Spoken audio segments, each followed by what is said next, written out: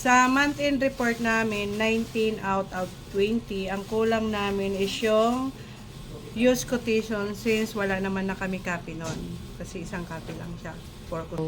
Sa expenses namin, lahat siya approved. Hindi lahat may naka-attach na resibo.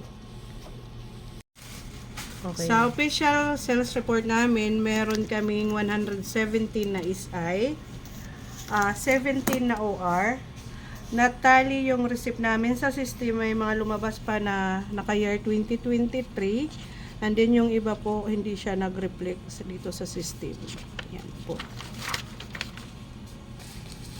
Sa stock transfer monitoring, meron kaming discrepancy sa SOD 0, sa SRD 4, STOB 0.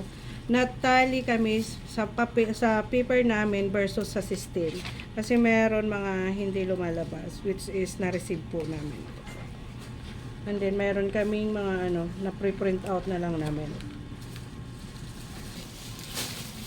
Sa sales transaction per person, ang top 3 namin, top 1 ako, top 2 Myla, top 3 Joffrey.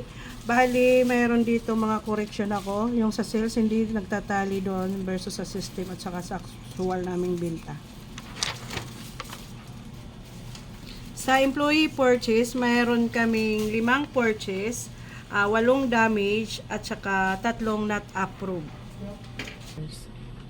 Sa unclaimed parcel naman, tag via system, bali meron kaming unclaimed parcel na 7.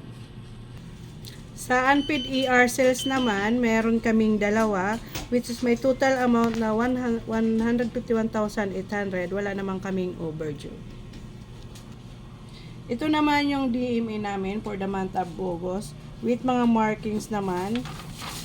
Yan, complete on with signature. Bali, hour naman po yung mga kasama namin dito. MT receipt naman, meron lang kaming 4 na SI 0 OR. Sige. Sa damages naman, meron kaming total na 21, more on is 10, tapos may butas. Na-out naman ito sa system with approved. Sa 2307 naman, meron kaming 6 for the month of August, then with attached ang receipt po. Sa inventory and sales distribution naman, complete yung sa amin. Mayroon yung printable garments, printables, consumables, ready printed product, and service. Bali lahat yan sila may markings. May remarks naman siya kung nag-up siya at saka nag-down yung binta namin compare nung July na binta. Sa category 3 namin, size inventory and breakdown analysis, bali complete yung sa amin, yung sa CBC, sa dry fit RN at saka PQ collar. Bali mayroon na silang mga SR at saka markings. So, no overstock, no Overstock. Ito naman yung sa overstock based on product settings. Bali wala naman kaming overstock na purple out. Bali yung mga lang kulang namin, yun yung may mga SR na rin kami. Ayan.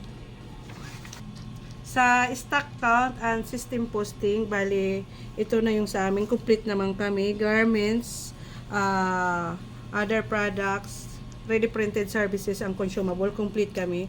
Bali ito na yung sa stock count natin, tapos yung final na report na i-attach natin yung sa physical count. Sa DTF, ito naman yung mga daily checklist niya. Yung monthly maintenance, yan, nandiyan complete naman siya for the month of August. Consumable output, consumable monitoring, at saka yung sample ng monthly calibration natin sa DTF. Sa embroidery naman natin, bali complete kami. May embroidery output, embroidery maintenance checklist, inventory report, at saka maintenance.